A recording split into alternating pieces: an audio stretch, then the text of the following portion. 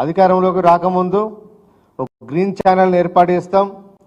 ఈ రాష్ట్రంలో పెండింగ్లు ఉన్న కాలేజీలకు ఇవ్వాల్సిన ఫీజు రింబర్స్మెంట్ బకాయిలు మొత్తం ఒకేసారి ఇచ్చేస్తాం.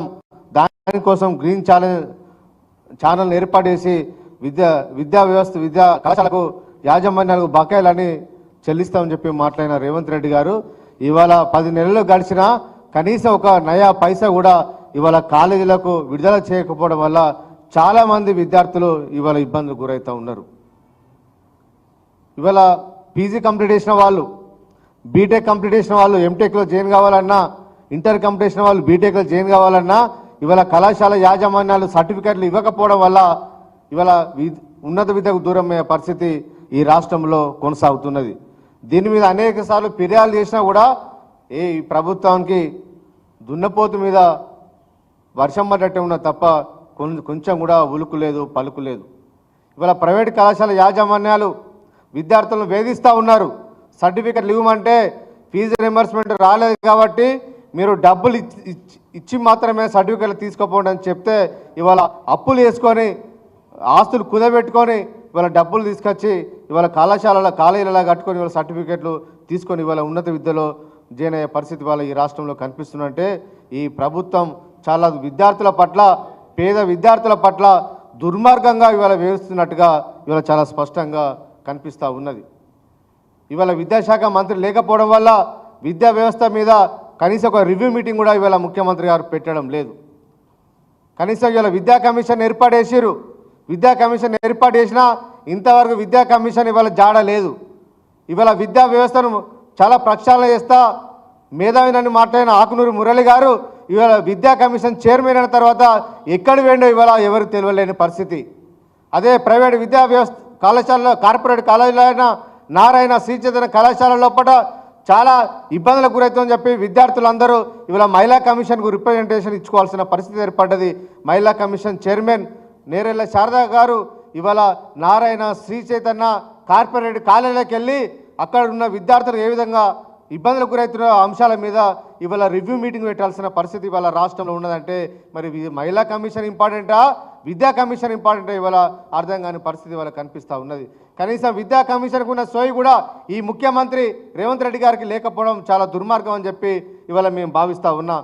ఇవాళ ప్రైవేట్ కళాశాల సిబ్బంది ఇవాళ టీచింగ్ కానీ నాన్ టీచింగ్ వాళ్ళకి ఇవాళ దసరా పండుగ వచ్చింది. ఎప్పుడు ఈ కళాశాల యాజమాన్యాలు మాకు జీతాలు ఇస్తారని ఎదురు చూస్తూ ఉన్నారు. కళాశాల యాజమాన్యాలు మాత్రం ప్రభుత్వం వైపు చూస్తూ ఉన్నారు. ఇప్పటికి కూడా రియంబర్స్మెంట్ విడుదల చేయకపోవడం వల్ల ఇవాళ ఆ కాలేజీలలో పనిచేసే లక్షలాది మంది సిబ్బంది ఇవాళ రోడ్డు మీద పడే పరిస్థితి ఇవాళ ఈ రాష్ట్రంలో దాపురించింది. ఒక దిక్కు ఉన్నత విద్యను సంస్కరిస్తా అని చెప్పిన ముఖ్యమంత్రి రేవంత్ రెడ్డి గారు ఇవాళ విద్యార్థులందరినీ, ఈ రాష్ట్రంలోని విద్యా వ్యవస్థలందరినీ మార్కెట్లో బదనం చేయాలని ఒక కుట్రపూరితంగా ముఖ్యమంత్రి గారు వివరిస్తూ ఉన్నారు. ఇవాళ కాలేజీ లోపల, బీటెక్ కళాశాల లోపల చదువుతున్న విద్యార్థులందరూ ఇవాళ గంజాయి తాగుతున్నారని చెప్పి ఈ రాష్ట్రంలో ఉన్నత విద్య చదువుతున్న విద్యార్థుల మీద ఇవాళ అభాండాలు మోపే కార్యక్రమాన్ని రేవంత్ రెడ్డి గారు చేపడతా ఉన్నారు. నిజంగా మీ దగ్గర ఎలాంటి ఆధారాలున్నాయి? ఈ రాష్ట్రంలో ఇంజనీరింగ్ కళాశాల విద్యార్థులు గంజాయి తాగుతున్నారంటే ఏమైనా ఆధారాలు ఉన్నాయా? ఎన్ని కేసులు మీరు నమోదు చేసిరో ఇవాళ పబ్లిక్ ఇవాళ బయట పెట్టాలని చెప్పి ఇవాళ ప్రభుత్వాన్ని ఇవాళ డిమాండ్ ఇస్తూ ఉన్నాం.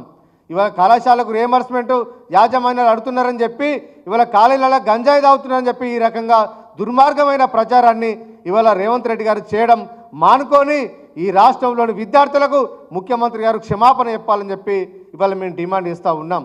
కాబట్టి ఇప్పటికైనా ప్రభుత్వం విద్యా వ్యవస్థ మీద దృష్టి పెట్టాలని చెప్పి ముఖ్యమంత్రి గారిని కోరుతూ ఉన్నాం. ఇవాళ మహిళా కమిషన్ చైర్మన్ గారు కూడా మేము కోరుతూ ఉన్నాం. ఒక కార్పొరేట్ కళాశాల మాత్రమే మీరు తిరగడం కాదు, ఇవాళ ఈ రాష్ట్రంలో గురుకులాలు ఉన్నాయి. చాలామంది అమ్మాయిలు ఇవాళ ఎస్సీ గురుకులం, బీసీ గురుకులం, మైనారిటీ గురుకులాల లోపల కనీస వసతులు లేక ఇబ్బందులు గురవుతున్న విషయాన్ని ఇవాళ మహిళా కమిషన్ ఎందుకు వాటిని సందర్శించని చెప్పి ఇవాళ మేము ప్రశ్నిస్తూ ఉన్నాం. ఎందుకంటే ప్రభుత్వ గురుకుల పాఠశాల లోపల సందర్శిస్తే అక్కడున్న లోటుపాట్లన్నీ బయటపడతాయనే ఉద్దేశంతో మీరు ఆ గురుకుల పాఠశాల మీరు సందర్శిస్తలేరని చెప్పి ఇవాళ మహిళా కమిషన్ గారిని ఇవాళ మేము కోరుతా ఉన్నాం.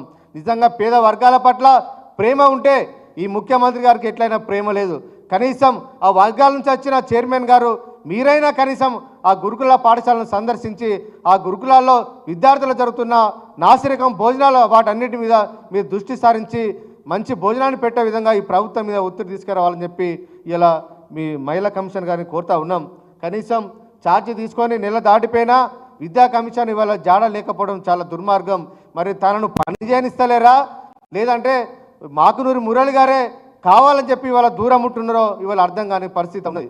అదేవిధంగా ఇవాళ కళాశాల యాజమాన్యాలు సర్టిఫికెట్లు ఇవ్వకపోవడం వల్ల ఇవాళ మొన్ననే ప్రభుత్వం ఇవాళ మెడికల్ రిక్రూట్మెంట్ బోర్డు ద్వారా 2050 పోస్టులను ఇవాళ నోటిఫికేషన్ ఇచ్చింది. మరి వాటికి అప్లై చేయాలంటే సర్టిఫికెట్లు కావాలి కదా. ఇవాళ సర్టిఫికెట్లు ఇచ్చడానికి ఇవాళ నర్సింగ్ కాలేజీలో చదివిన విద్యార్థులు కోటిలోని డిఎంఈ ఆఫీస్కి వెళ్ళి అక్కడ ధర్నా చేయాల్సిన పరిస్థితి ఏర్పడ్డది. ధర్నా చేసినా కూడా దాని ఒక కమిటీ వేసి కానీ ఇప్పటి వరకు కూడా ఆ కాలేజీలకు డైరెక్షన్ ఇచ్చి విద్యార్థుల సర్టిఫికెట్లు ఆపొద్దని చెప్పి కనీసం ఒక డైరెక్షన్ కూడా ఇప్పటి వరకు ఇవ్వలేకపోవడం వల్ల ఇవాళ విద్యార్థులు ఆందోళనకు గురవుతున్నారు.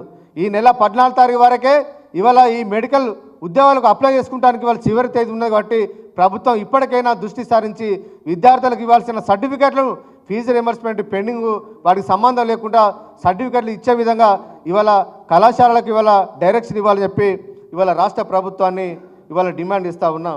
ఇవాళ చాలా విద్యార్థులు ఇవాళ మేదీపట్నం నైటింగిల్ నర్సింగ్ కాలేజ్ విద్యార్థులు కూడా ఇవాళ ధర్నా చేయడం జరిగింది.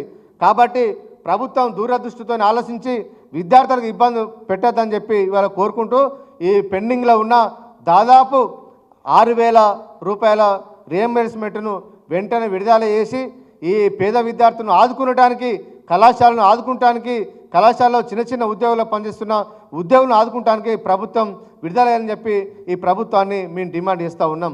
అదేవిధంగా బీసీలకు సెర్చ్ కమిటీ ఇచ్చారు. ఇప్పటి వరకు కూడా కనీసం ఆ సెర్చ్ కమిటీ కూర్చుని బీసీలు మాత్రం నియమించలేదు.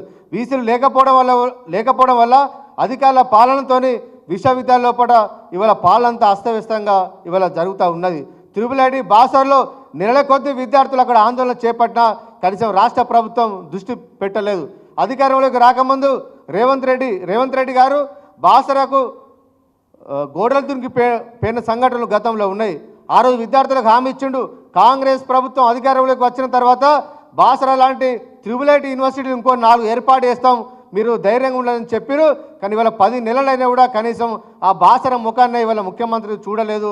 కనీసం అధికారులతోనే ఒక ప్రత్యేకమైన కమిటీస్ అయినా ఆ బాసర విద్యార్థుల సమస్యల పరిష్కారం కోసం ఈ ప్రభుత్వం పనిచేస్తారంటే విద్యా వ్యవస్థను నాశనం చేయాలనే ఒక కుట్రపూరితంగా ఈ ప్రభుత్వం వివరిస్తున్నట్టుగా కనిపిస్తుంది. కాబట్టి ఈ విద్యార్థుల పట్ల పక్షపాత ధోరణి విడనాడాలని చెప్పి ఈ ప్రభుత్వాన్ని ఇలా మేము డిమాండ్ ఇస్తూ ఉన్నాం.